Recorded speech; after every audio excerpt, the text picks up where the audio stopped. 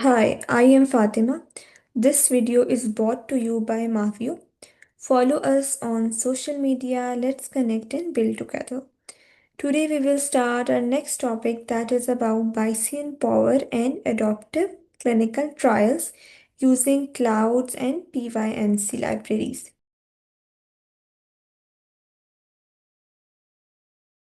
What are the challenges?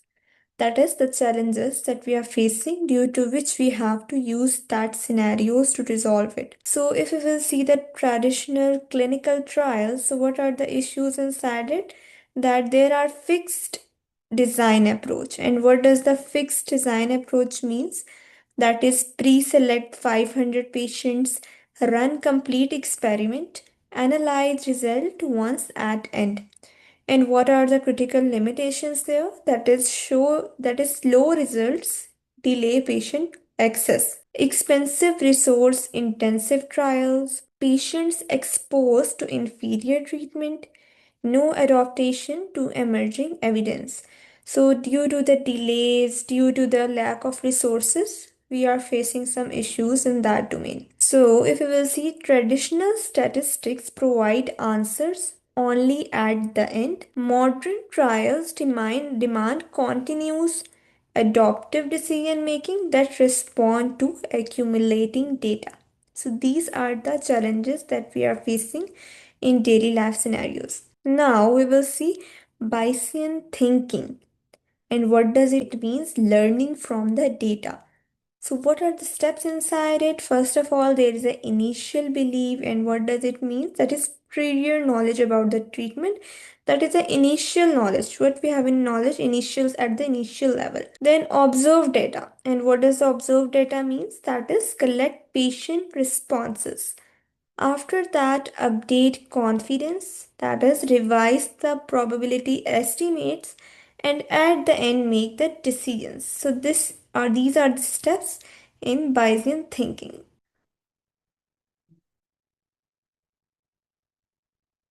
What is Bayesian power? So, simple definition is that if treatment truly works, how often will our trial correctly discover it? So, we have it is a simulation process, and what does it means? That create many simulated trials, analyze each using Bayesian model, count the successful detections. And for example, we have a calculation here that is simulated trials, total number run, 82 successful correctly detected here, and 82% Bayesian power reliability measure. So in that examples, we have 100 simulated trials, that is total number of the running. 82 here are successfully correctly detected, and 82% is Bayesian power reliability measure. And what is the Bayesian power that we have discussed? If treatment truly work, you will see our treatment here 82 successful. So if treatment truly work, then how often will our trial correctly discover it? So how often our trial correctly discover it? It is 82%. Cloud computing enables the Bayesian methods.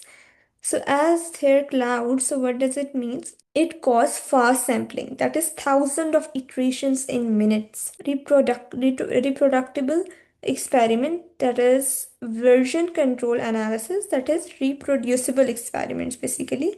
So reproducible experiment means that version control analysis, then calibration, that is shared notebook and results, then no installation, that is ready to use environment. That's why cloud platforms like Google Colab, AWS, and Azure ML eliminate the computational barriers to Bayesian analysis. After that, let me see a little bit implementation about it, that is building the model. So we are just here set up first of all libraries, that is pip install PYMC and ARVIZ, that is ARVIZ. So we have two libraries here that first of all we have installed. After that, we are importing these libraries PYMC, and also we are importing NumPy for numerical calculations. So PYMC handles Bayesian modeling while ARVIZ provide the posterior analysis tools. And now let we see our here model definition, that we have defined here the model by using our PyMC library. As we have discussed, it handles the Bayesian modeling. So by using that library, we here just first of all build our model. After that, we have two variable here, that is MUC and MUT. Then we have a sigma, then we are using dot normal function, and after that we have a delta, and we are tracing variable at the end. So let me see little bit explanation that is here in order to more clarify it. So if you will see here, first of all, we have pm.model as model. So this create a new probabilistic model context in which all subsequent variable definition and sampling will take place. So with statement ensures that all defined variables are associated. After that, we have these two variables. So what does that mean? So they are just like that. Here, the two normal distributions are defined as the period distribution for the means of two group, MUC for the control group, and MUT variable is for the treatment group. So both have a mean of 0 and a standard deviation of 1, that indicate that we believe that true means can vary around the 0 but are likely to be within the reasonable range. After that, we have a sigma here. So what does the sigma means there? That is this line, that is pm dot half normal. So this line defines a half distribution of the standard deviation sigma of two groups outcomes. The half normal is used because standard deviation cannot be negative. So the parameter 1 here indicates the scale of a distribution is based on the standard deviation of 1. And at the end, we are using the defining the observed variable, these two things. And what these two lines are doing, these two lines are basically two observed variable, the control group and YT for the treatment group. So here the control group and YT and the treatment group, two variables are used for them, and the observed argument takes it actual output. And at the end we have a delta. What does this line means? It creates a deterministic variable named delta, which represent the difference in between treatment and control group. So you will see, first of all, we have two variable MUC and MUT.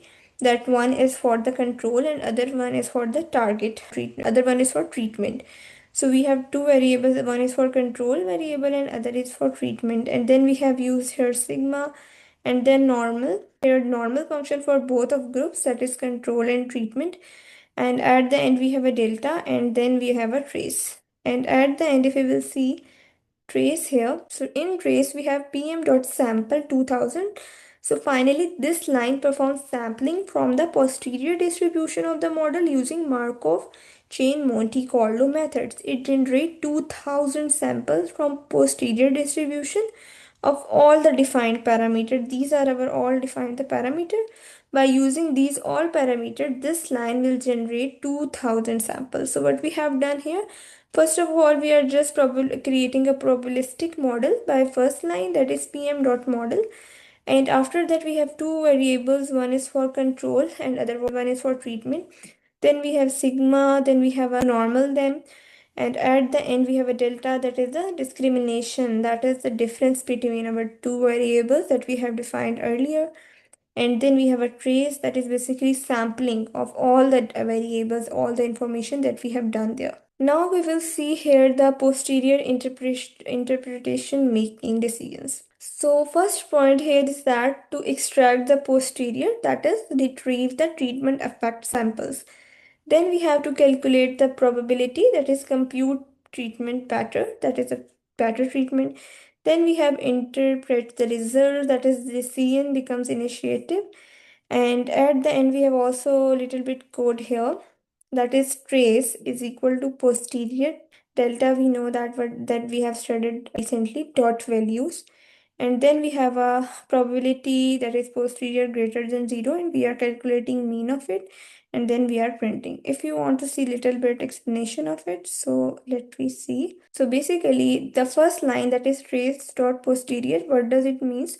This line extract the posterior samples for the parameter delta from a variable called trace. In Bayesian analysis, the posterior distribution represents the updated beliefs about the parameters And after observing the data, so the trace object typically contain the samples that are drawn from posterior distribution obtained through MR chain Monte Carlo. And the value method is used to convert that samples into the NumPy array or similar format to calculation. After that, we have a posterior greater than 0. Here, if you will see, we are calculating the probability that the parameter delta is greater than 0.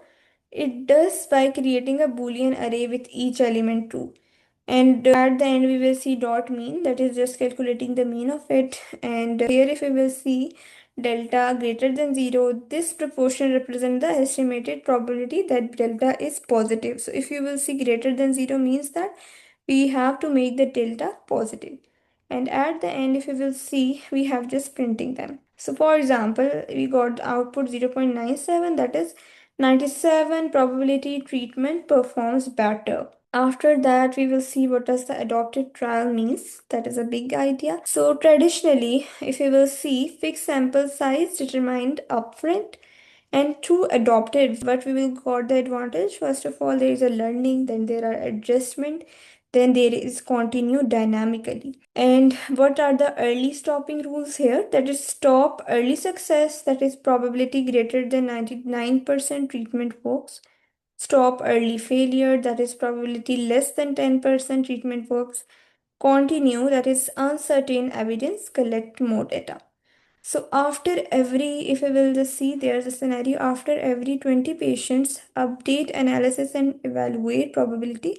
This data-driven approach enables the ethical experimentation with faster conclusions and reduce the cost. So now we will see the real world impact, just like vaccine trials, oncology testing, personalized medicine, and AI experimentation. What are the key takeaways? That is continuous learning, adaptive execution, power measurement, and cloud stability. So after that, so instead of waiting for the data, Bayesian adaptive try allow data to guide decisions in real time. So Bayesian adaptive trials transform experiments into intelligent systems that balance the scientific with ethical responsibility and operational efficiency. So this is all from that topic. I hope this is clear. In next session, we will work on the next lecture. Thank you.